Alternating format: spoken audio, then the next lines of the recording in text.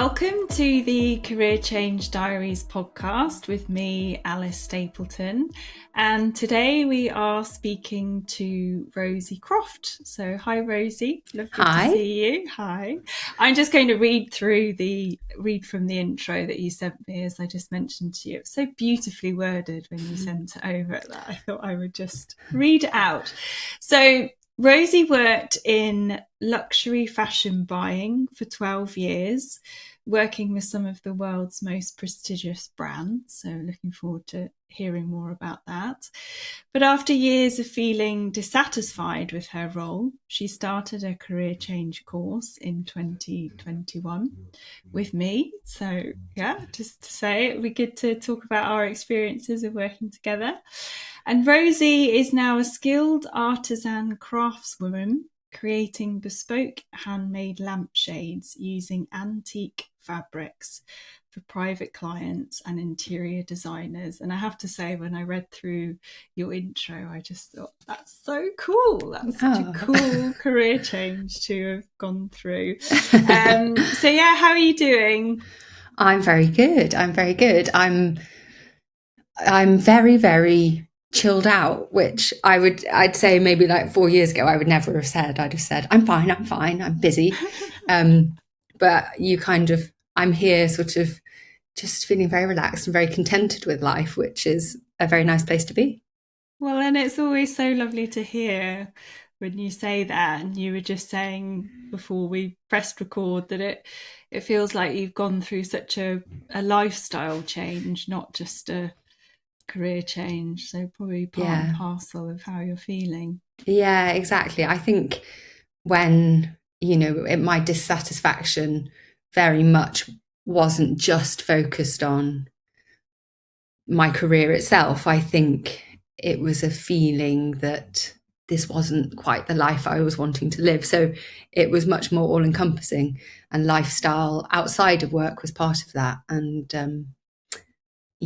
with our work together, and I guess what I've been doing since then, I have managed to sort of address all areas. And that's a really nice feeling, to feel that I haven't just sort of sorted out maybe 30%, but I've sort of moved into a position where I feel just generally much more contented and like I'm going in the right direction. Yeah. So much more of a holistic change by the sounds of it. Yeah. Okay, so well, let's start with what you were doing. So tell me a little bit about your career and the work that you were doing previously. Sure. So I always wanted to go into art and textiles and fashion. So I studied art at St Martin's College, and then I did textiles and fashion at London College of Fashion. And I just very luckily fell into an internship in the Selfridges buying office. And it was on the designer wear team, which was the kind of ultimate prestigious team to be on. And I just, it was an opportunity I couldn't miss. And that sort of spiraled into a 12-year career in fashion, buying and merchandising, which was in some ways absolutely a fabulous job. So I started in merchandising, which is the figures and the budgeting, reporting, analysis, I suppose, side of buying, and gradually moved over onto the buying side. So you're kind of still using that analysis, but much more product focused.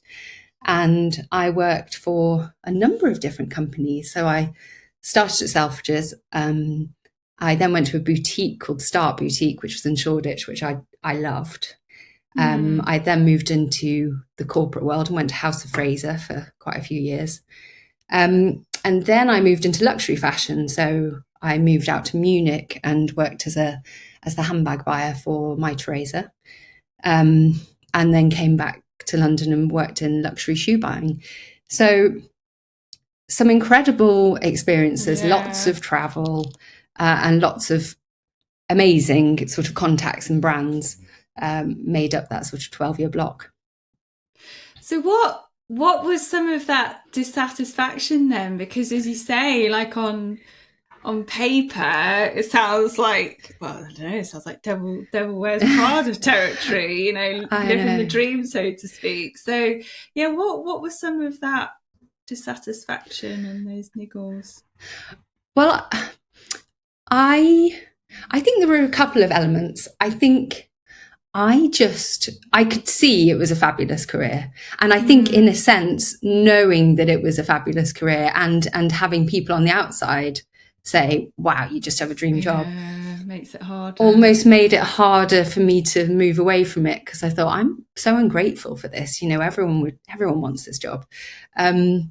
But I just don't think I really gained anything from material product. You know, I was good at selecting product because I supposedly have quite good taste, but I don't buy things myself. It's not something that really interests me. So there was an element in the kind of values, I think, that maybe just didn't tick any of my boxes, didn't make me go home and think, wow, I'm really proud of what I achieved today. I really feel like I've done something, done something good. But I think another area that I struggled with, and I think this would have been in any sort of career, I struggled with the kind of finality and the fixedness of a 5 day a week, full time, fixed term job. That no way out sort of feeling. So I think it was maybe the two that were just sort of eventually ground me down to thinking, this isn't, I kind of want to wake up and go, oh, I'm going to do something really exciting and worthwhile today. And I just wasn't feeling that. Right. Okay. So there's something about the 9 to 5 that felt a bit restrictive. Yeah, I think claustrophobic. And usually I'd managed to make it to a year, and then the panic would set in and I'd go, is this it? Is this it forever? What, a year in each role, you Yeah, mean? yeah. And sometimes if I got a promotion or if I moved department, that was quelled. But it didn't really feel like a sustainable way to continue a career of just constantly wanting to jump ship after a year. Because I think because I'd figured out the role, I'd kind of settled in, and I was no longer probably feeling challenged. I think it was part of the issue. Well, that's often what happens, is that you kind of jump ship every year or two thinking that that's going to sort of miraculously solve the problem, so to speak, and make all those more existential niggles go away, and often it just doesn't. Okay, so what tipped the balance then? I suppose 12 years, every year having that slight, what am I doing? What really then tipped the balance for you to, I guess, contact a coach and ultimately think about making a change? Yeah. Well, I had tried myself a few times to sort of, I guess, approach this sort of issue. So I'd taken maybe 9 months to a year out and gone traveling, and I'd actually moved back home to Chester and worked in a pub and sort of really taken a break to think about what I wanted to do. And previous to that, I had done a yoga teacher training course. So I felt like I was really trying to identify what this sort of new amazing career would be. But each time I guess without additional guidance, I just sort of fell back into getting another buying role. So I was looking back on those experiences thinking, you've identified there's a problem, you want to do something about it, you're trying to do something about it. But there was a sudden point where I thought, I think I need, a coach, someone to really help me kind of work through this feeling of dissatisfaction and to take positive action, because I'm trying to take action, but I'm just not quite, I don't necessarily have the tools or the confidence maybe to really see it through. Right. Well, yeah, because I was going to say, what do you think were the barriers for you making those next steps yourself? Can you remember? I think probably what a lot of people experience is that I was feeling like I needed to find my new career. You know, there must be something, there must be this magical career that I'm perfectly suited for. And that's obviously a huge step. And what I hadn't realized that actually you can take these much littler, much more manageable steps that take you on that path without having to wake up one day and say, I want to be a marine biologist, and, you know, just making that decision. And I think I wasn't necessarily making the link between, or I was putting too much pressure on the fact that I needed to come up with this kind of magical, flat packed sort of job that would be perfectly made for me. Yeah. So it sounds like potentially something that came from the coaching then was the shift in perspective or shift in expectation or mindset that helped move you forward in that was kind of keeping you stuck when you were trying to figure it out by yourself. Yeah, I think with the coaching, what I found super helpful was the fact that we really started by looking at things like values. Values, I think, was my real pivotal moment, where we weren't just talking about, you know, ticking a box and finding a perfect sort of career, but it was much more integral to that. You know, what is actually going to make you and what you hold valuable and dear happy? And that's something that I don't think I'd ever considered before. You know, it was just a real eye-opening moment of course, I need to sort of listen to my inner self and think, what is going to satisfy me? And another absolute key moment, I think, was in our first session, where you'd said, you sound to me like someone that needs a portfolio career. And that, again, just shifted that perspective away from me needing to find this perfect career that was also 9 to 5, and opened this opportunity of, well, I could have 3 different jobs that sort of interlink, and there's not that feeling of kind of being stuck or being claustrophobic or anything like that. Yeah, interesting. Yeah, I think I do remember that actually. I almost sort of saw the light in your eyes. You're like, what? I don't have to just do one thing all day, every day for the rest of my life. Yeah, this sort of sense of freedom and opportunity that came across you. Okay. Yeah, funny that you mentioned values so early on in this conversation as well. It's obviously something that really stuck with you. So when we were doing some of that early work and maybe prior to that, can you remember some of the sort of fears that you had around making a bit of a change? I think I was going to be stepping away from a healthy salary. So I think there was I'm not particularly tied up over money. So I don't think it was a huge fear, but there was an awareness that I would probably be, you know, at least halving my salary. So there was, I guess there's a lifestyle sort of choice that comes with that. And there's you know, when you've had a successful career and you're more senior, there's almost a pride thing about starting again completely, and a fear of what that looks like. You know, how are people going to perceive me? I'm a bit older, maybe, if I'm going into a new industry. So I think in a sense, it's the uncertainty, isn't it? You're going from having quite a stable day in, day out job to the unknown, which was probably the thing that, as a slight control freak, freaked me out the most. Well, yeah, that's often the way. You know, I think we all crave some sort of certainty, and yeah, it makes, you know, contemplating a career change really difficult. And do you remember how you somehow made peace with those two fears enough for you to even contemplate doing something else? So the money and the Mm. pride element? Well, I was lucky in the sense that I've been working when we first started working together.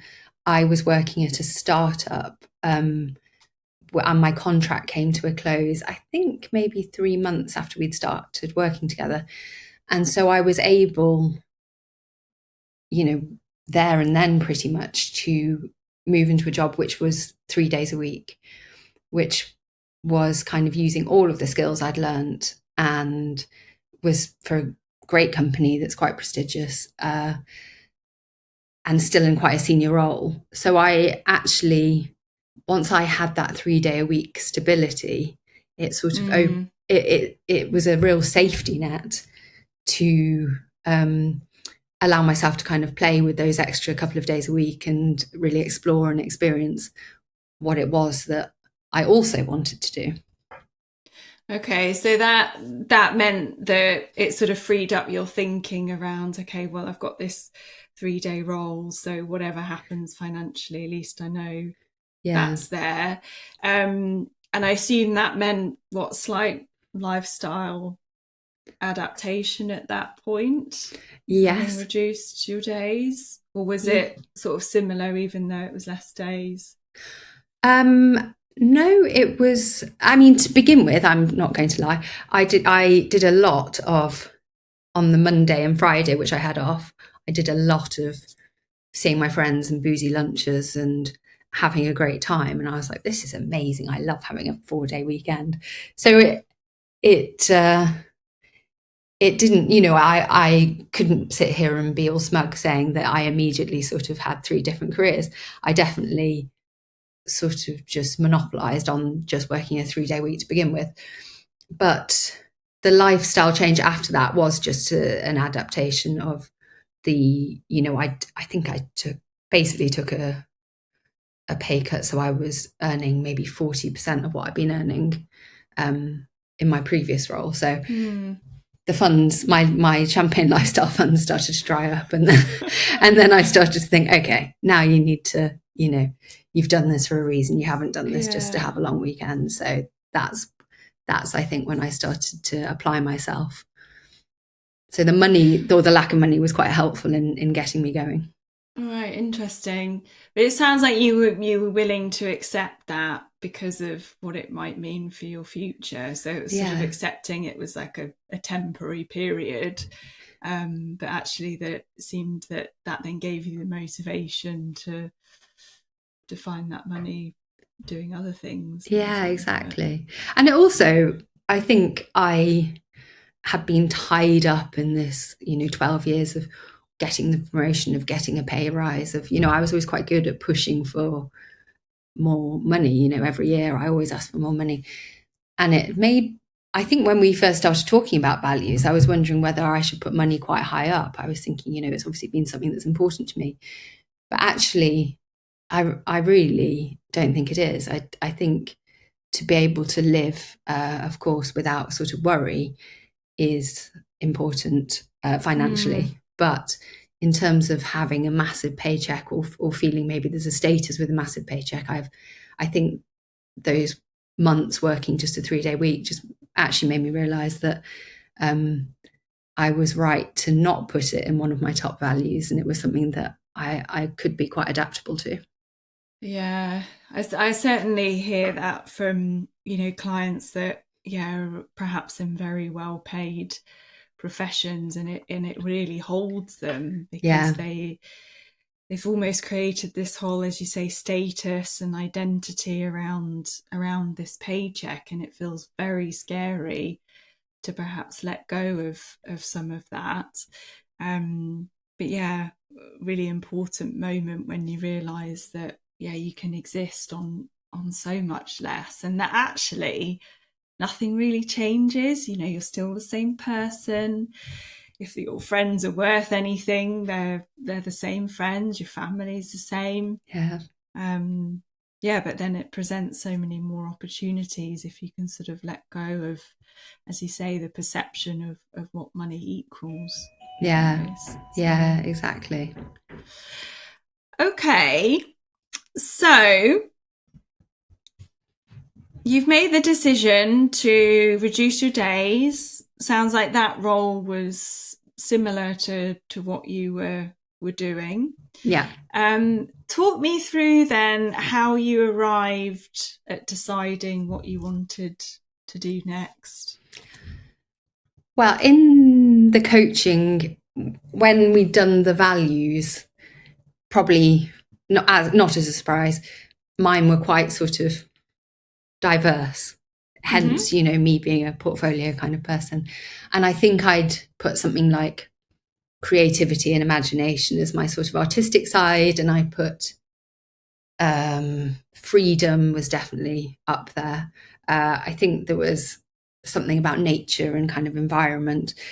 So I was really still very drawn to quite a few different elements. There was do I want to go and do rewilding? Do I want to sort of manage a big, I don't know, a big park or a big nature reserve or something? Or do I want to do up houses? That was another one that I was really interested in. Or do I want to go back to where it all started, and maybe I should have followed right from the offset and do textiles? And so what I did was I found courses and lectures, and friends sent me podcasts and books, and I just did lots of research. So I went to Knepp Safari down in Sussex, which I absolutely love. It's a rewilding project, and did a large-scale rewilding day. And it was so interesting. And I've been back to Knepp a number of times. But I've got to say, I sat there and about 2 hours in, I thought, I don't want to do rewilding. This isn't, it's something I want in my life. But these people are talking about spending all day, every day out in a field in the rain. And, I may have moved away from luxury fashion buying, but I don't think that's quite me. That's it. And you just wouldn't have known that if you hadn't done that, if you hadn't done the course of the day or... Yeah, and I'd still be thinking, oh, what if? Yeah, great experiment. Yeah. What else did I do? I did a course on cryptocurrency, so trading. I'd always been... I enjoy the analytical side of things, so I thought that might be something interesting. But actually now I sit back, not necessarily in the moment, now I sit back, I think that was me still trying to chase that money side of things that I actually have become way less sort of attached to, I suppose. I did a weaving course, which was interesting. I've got full respect for weavers, but I absolutely never wanted to do it again because it was very, very fiddly. But the one that I loved was I did a lampshade making course in London, and I spent a number of days learning how to make a beautiful silk pleated lampshade, and I just loved every second of it. And that was the first thing I did that I thought, I want to make another one. I want to do more of this. So it wasn't at that point you're thinking, I want to do this as a career for the rest of my life. It was just as kind of simple. Sometimes I talk about these little fairy lights that, these little fairy lights go off, and they just make you want to follow them and chase them. And so it was just that it was like, okay, well, I want to keep doing this by the sounds of it. Yeah. And I think I wanted to keep doing it, but I also could see that it was going to be a really great way of tapping back into textiles, sourcing textiles, particularly, your sort of vintage or antique textiles that had a real story behind them. But it also, I don't think I'd felt it for years, but it just, I find making things puts me in that real meditative state that yoga does, that I'm not, I've got such a sort of active, excitable brain that it is actually something that I can sit for hours and hours and hours and feel really absorbed and content, and the time just goes. And I find that amazingly relaxing. So I think that those were the sort of two additional benefits that I could see that really made me want to, do it more. And how was that experience different to maybe some of the stuff that you tested before we started working together, were, like with the yoga and that sort of thing. What was potentially the shift there? I suppose I suppose it was something that I felt ticked a lot of boxes. Without me necessarily knowing they were boxes I needed ticking. It just felt like I was, relaxing into something, slotting back into something. And I think heart of hearts, I was always the arty kid in school. I just wanted to do art the whole time. My mum's an artist, my grandpa was an artist, and I had been struggling with almost not understanding why I couldn't just sit down and draw something or sit down and paint something. And I was like, it's like I've become unartistic. But it had a purpose. I think I wasn't just drawing something to make something pretty, creating a lampshade. You're creating an object, a functional object that has a kind of tangible reason for being. And interesting. there was something it made a bit more sense to me. And I think the other things that I tried to experiment on, like yoga, had not necessarily been playing to my strengths. I don't actually, with the best will in the world, want to get up and have to talk in front of a load of strangers for 45 minutes about holistically things. It's not, it wasn't something that I think would have made me feel particularly satisfied. I think I've just felt nervous the whole time. Yeah. Okay. So it was through those experimentations that it sounds like you came across one that, just as you say, it really just ticked those boxes. Yeah. And if I can add in at this point, that I would hope that through the coaching you became more aware of what your boxes were that you wanted to be ticked. And so perhaps it was kind of reassuring of, okay, well, this is what I've said I want, and this does seem to fit that, actually. Yeah. I 100% think doing those sort of the values and the strengths and that real exploration of the self, which you never, really do when you're growing up. No. But it seems like, really. For certainly when you're deciding on your career and your whole lifetime of happiness, it feels quite integral. So that was the first, the coaching was the first time that I'd ever really explored in depth those kind of inner parts.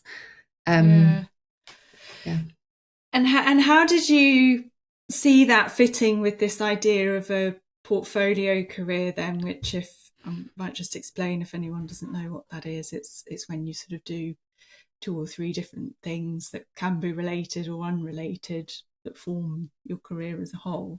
So how did you see that starting to piece together? Well, it was something that obviously was quite kind of, it had a lot of freedom. You can create a lampshade from wherever you are in the world.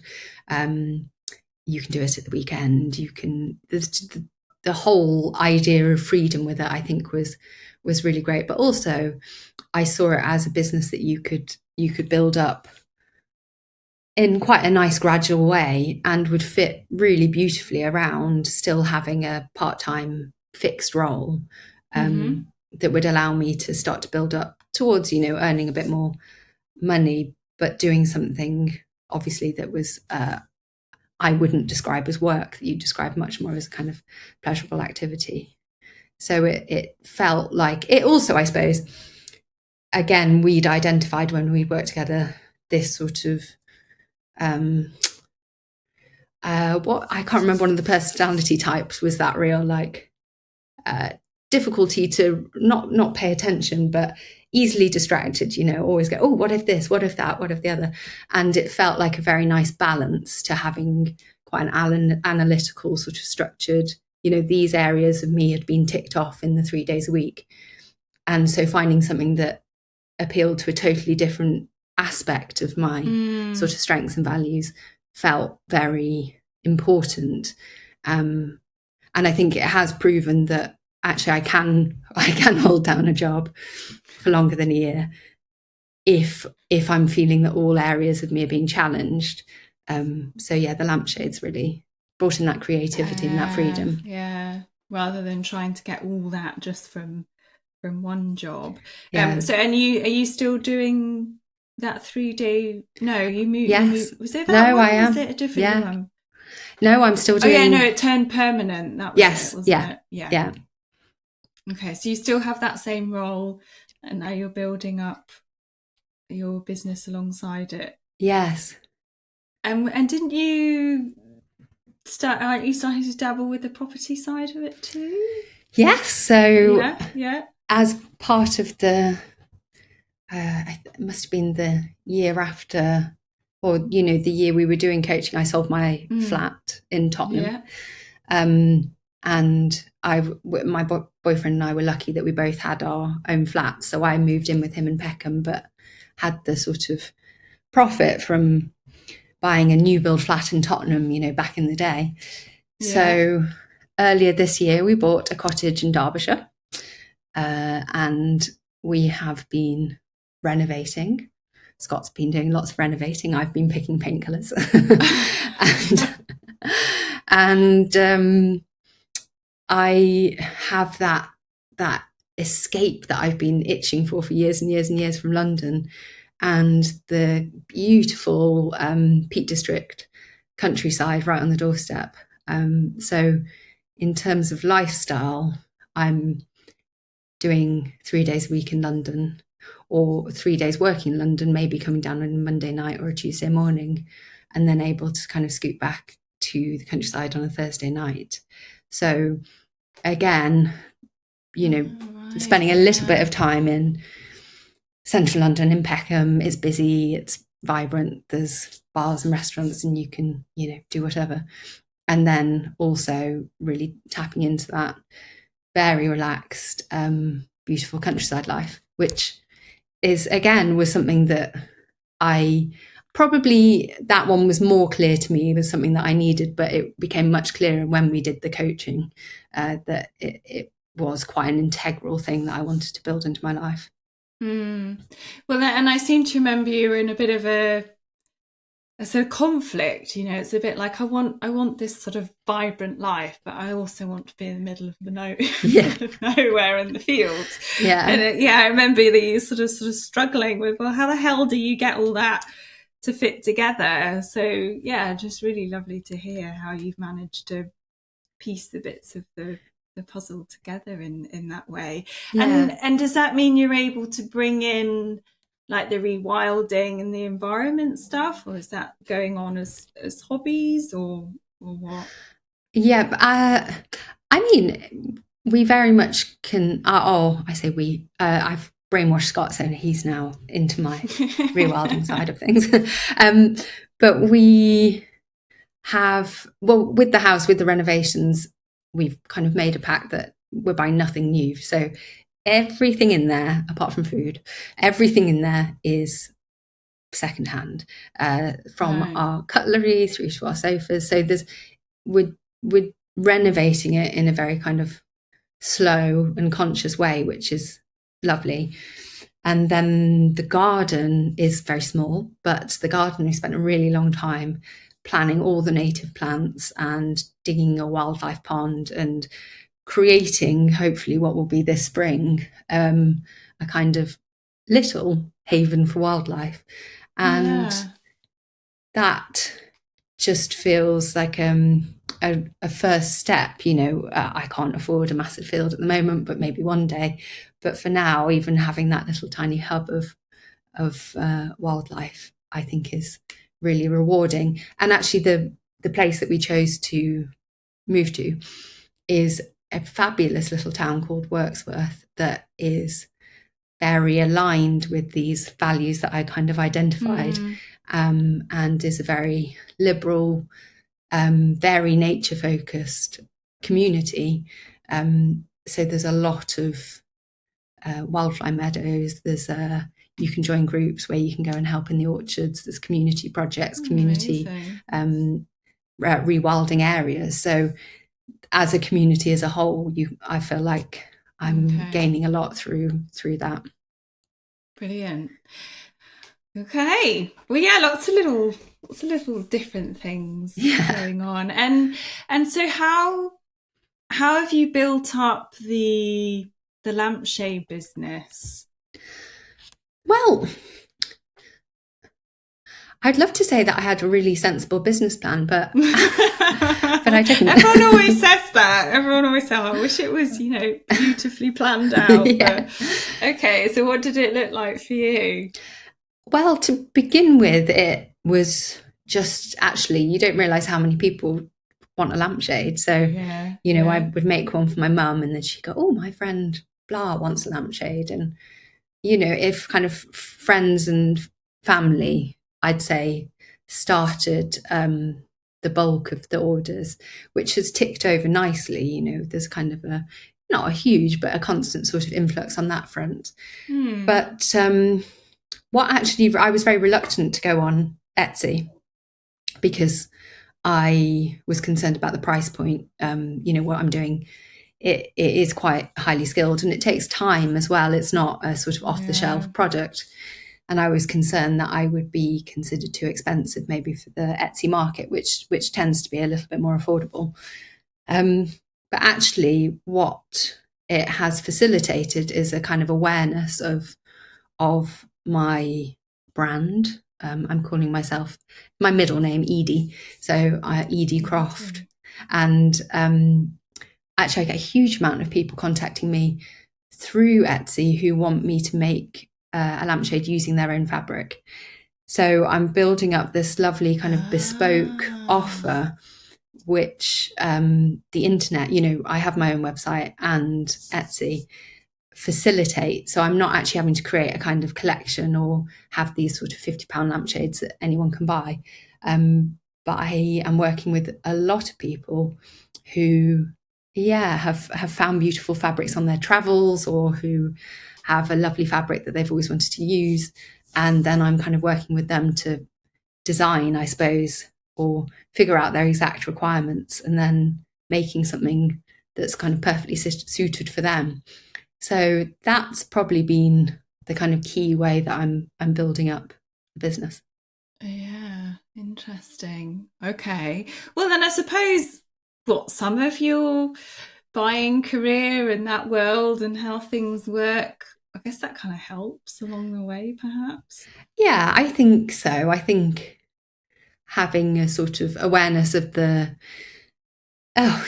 payment terms or the Mm, invoicing, keeping spreadsheets, all of it is very useful in having that background sort of. I guess it's more the administrative side.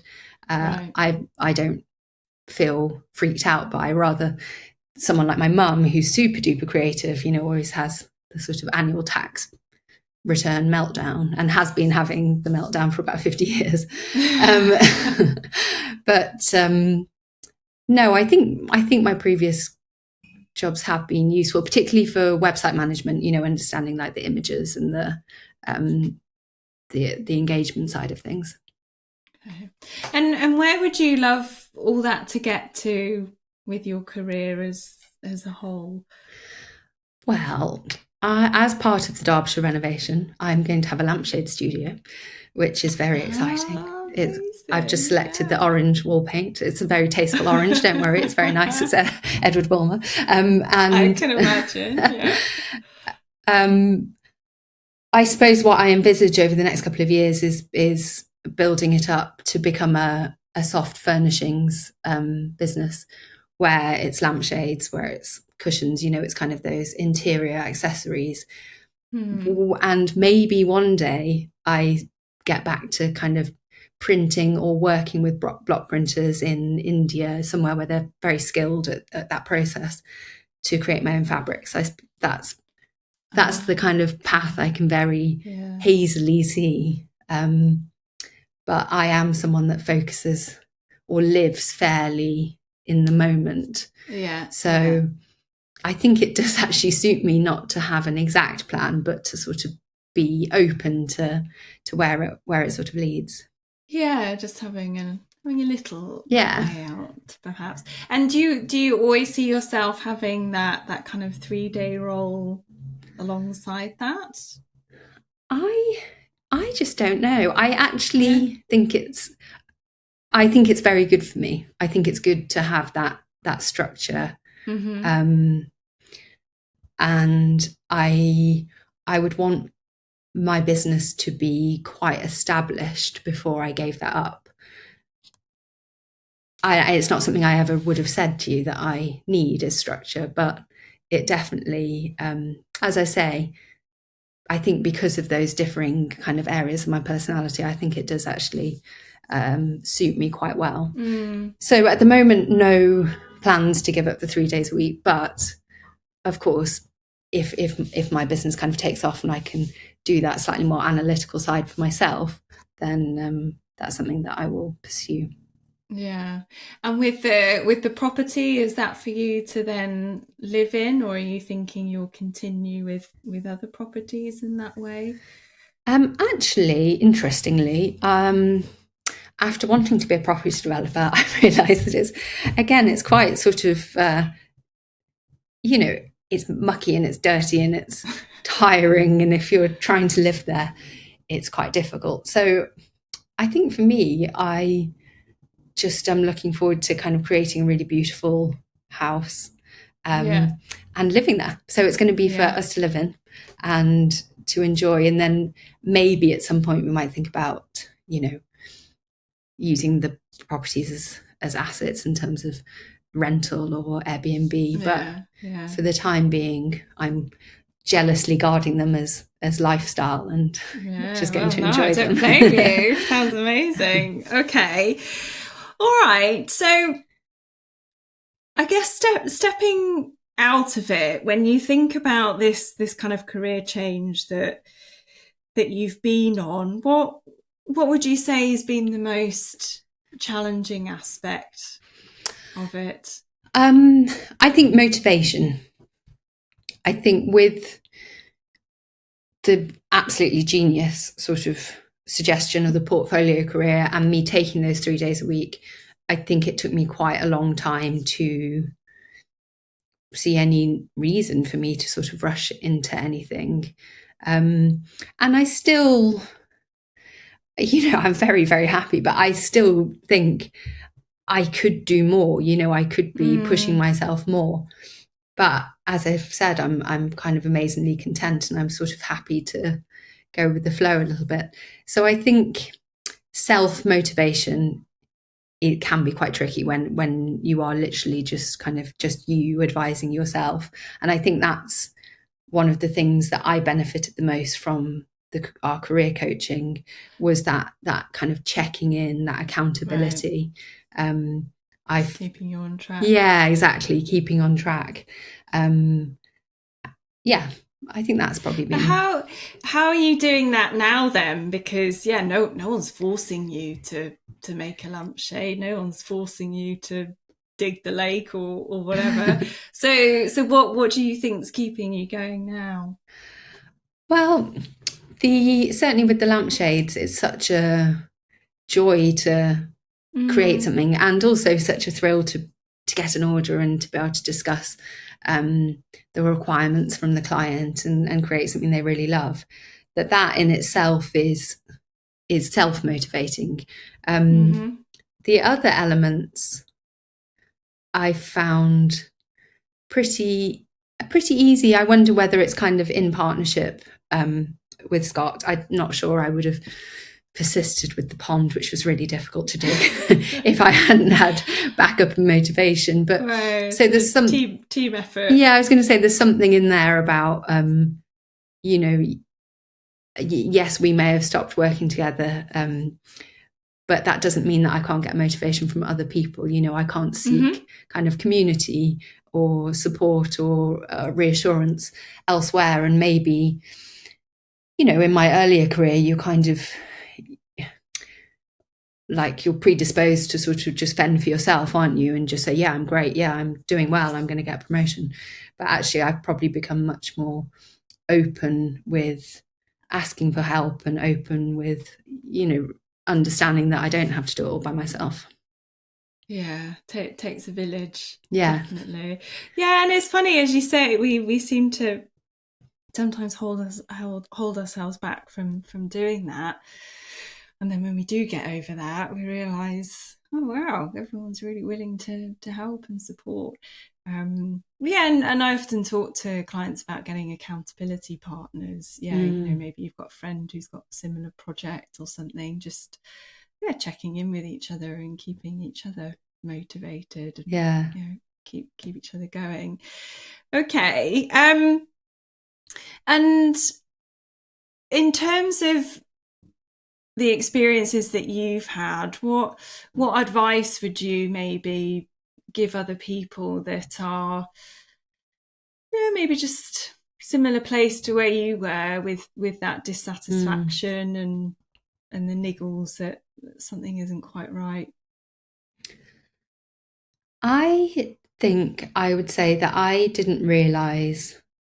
I think I found it quite stressful, the idea of thinking of changing career, and that it was probably quite a stressful thing to do because there's uncertainty and change. But actually, it's really great. It's fun. You basically get an opportunity to explore all these things that you've always been interested in and, give them a go.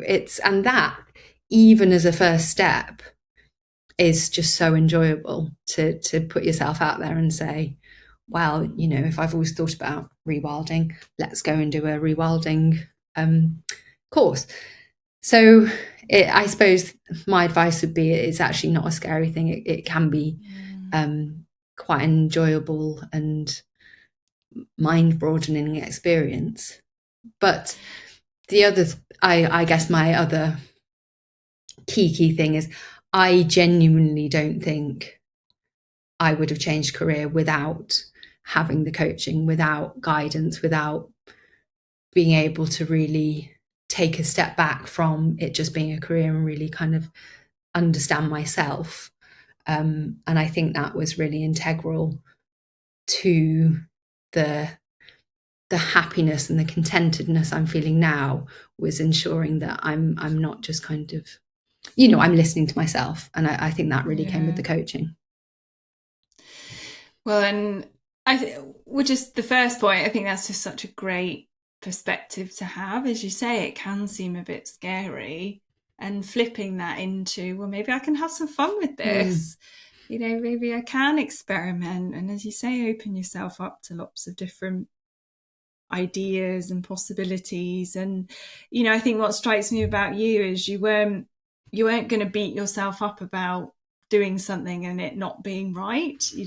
Sometimes we have this fear that, oh, I'm going to do this course and I'm not going to like it, and what the hell's that going to mean? I love that you were just kind of like, well, nope, not that one. What about this one? And you enjoyed that process. I think that's such a great perspective to have. And I think there is something to be said just having a cheerleader when you're going through a career change. I think I certainly see that as my role sometimes, just giving people the space and doing, a few pom-poms. What are they called? Are they called pom-poms? Just keeping you going. And, I think where you've arrived at is, you just really threw yourself into it, and exactly as you've described. Okay, and any other bits of advice or pearls of wisdom to share when it comes to career change from your experiences? Well, this one I think I've heard before, but I never actually realised it was a thing, that really all you need to do is take one little step. And just that one little step will teach you something, or it will be that course that you go, gosh, no, I really don't want to do that. And that in itself is, I think, starting the process. And I think I very much felt that a career change was finding a totally new career and starting it and being immediately happy. And actually that is a almost impossible pressure to put on the idea of a career change. Whereas I think if you're able to break it down into much smaller chunks and look at it as a bit of a journey, that you're not necessarily going to know the end goal, but even just starting that first step is starting a career change. And I think that makes it a much less intimidating process. Yeah, absolutely. Because I think a lot of people hold themselves back just from taking that first step because they don't know what the last step is. Yeah. And it's sort of counterintuitive because you only start to figure out those last few steps by taking those first few steps. Yeah, That yeah, makes sense. exactly. Yeah. Well, and yeah, you're an example of that. You do seem to have a sort of eye on the future, but you're very much in the present and just enjoying the steps that you're moving through at the moment. So, okay, and obviously with starting your own business and maybe even with property, although I can appreciate that's more of a personal project, or even finding flexible part-time work. Have you come across any sort of particular resources or, I don't know, grants or websites that you found particularly helpful? No, I'm going to be completely useless here and say no, because I was lucky enough to sell the Tottenham flat. Yeah. And we'd bought in Tottenham when not many people wanted to buy in Tottenham, and then it sort of it boomed. My brother and I bought the flat together. We got quite a healthy profit, and so I was able to use some of that money, obviously, to buy the Derbyshire property, but also I kept a bit to one side to just do an initial investments of some fabrics and some frames, which has, I guess, facilitated the sort of snowball effect of starting to get orders, which then, because they're bespoke, I'm taking payment up front. So I was lucky that I didn't have to have quite a big investment or a startup cost to start the business. Yeah, interesting. Well, even that in itself is helpful. Sometimes people have assets, or there are ways to manage their finances to get it to a point where they can start their own business. And even going back to what you're saying about having the 3-day a week, that would have been a way to eventually start it, perhaps, or certain ways of. I very much think that 3 days a week security, I know it's not necessarily going to be as easy to do that in some careers, so I don't want to generalize, but I would very much advocate that as a really kind of secure and supportive way of starting a career change, that you're still doing something that you have a kind of a full-time contract or a fixed contract, and you have that monthly pay salary, and I think that gives you a huge amount of takes a huge amount of weight off the shoulders. Yeah, I mean, that's how I did it. I remember, I decided I wanted to change careers, so I thought I'd give marketing a go. Yeah, and I had a marketing role. That was 5 days, and then that was reduced to 4, and then 3. And then I knew with that organisation, they'd never let me do that role for 2 days. So we discussed creating this whole new role that I could see there was a gap there. Yeah. So then I had that 2-day, as you say, sort of financial security, built the coaching up to a point where I knew I could match that. But yeah, it kind of takes the pressure off.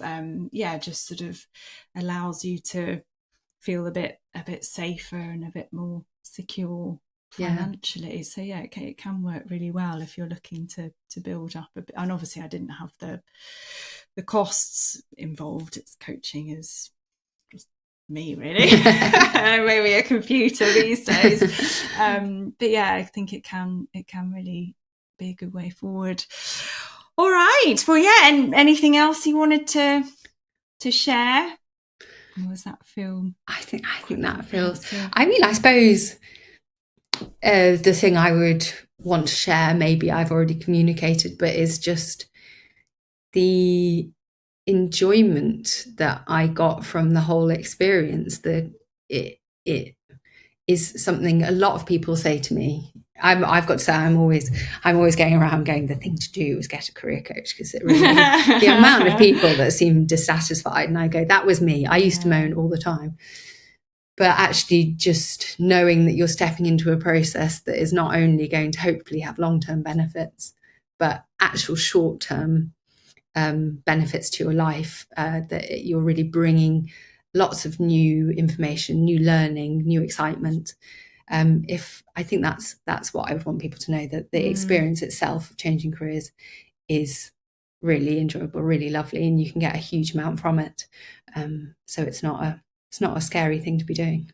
No, definitely. Well, I mean, I can certainly see it in you, you know, thinking back when we first met to, well, how you are now. And obviously at the end of the process, you're just so much more relaxed. And yeah, you said the word content. You just seem much more, yeah, at home in yourself, really. Yeah. Chilled. I'm now very chilled. Yeah, chilled. That's a good word. That's a great word.